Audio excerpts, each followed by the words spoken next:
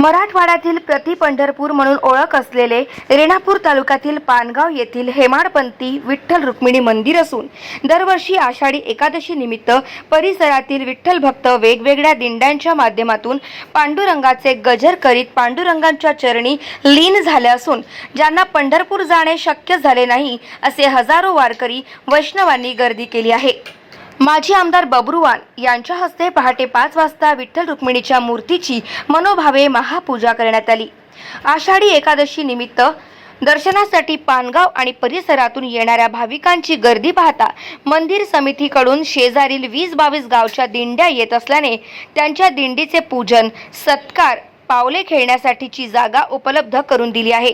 तसेच या यात्रेनिमित्त लागणारी दुकानांची जागेची व्यवस्था करण्यात आली आहे। दिंडीवाल्यांची दर्शनासाठीची वेगवेगळी व्यवस्था केली आहे। 2 दिवसांपासून सारखा पाऊस असल्याने दर्शन रांगेवर सुद्धा वॉटरप्रूफ मंडप लावलेला आहे। दिवसभर फराळ व्यवस्था केली असून पानगाव येथील टॅक्सी संघटना अनेक वर्षांनी मंदिर समितीसोबत या फळ्याची व्यवस्था करीत आहे।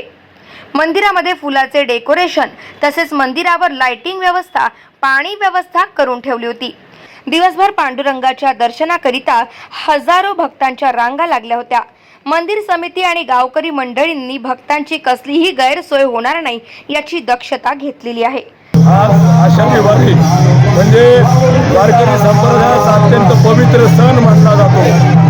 जे वारकरी पंढरपूरला जाऊ शकले नाही ते सगळे वारकरी प्रति पंढरपूर पानगावमध्ये येतात। त्याचं कारण असं आहे की पानगावचं मंदिर आणि पंढरपूरचं मंदिर अगदी हुबेहूब सारखं आहे।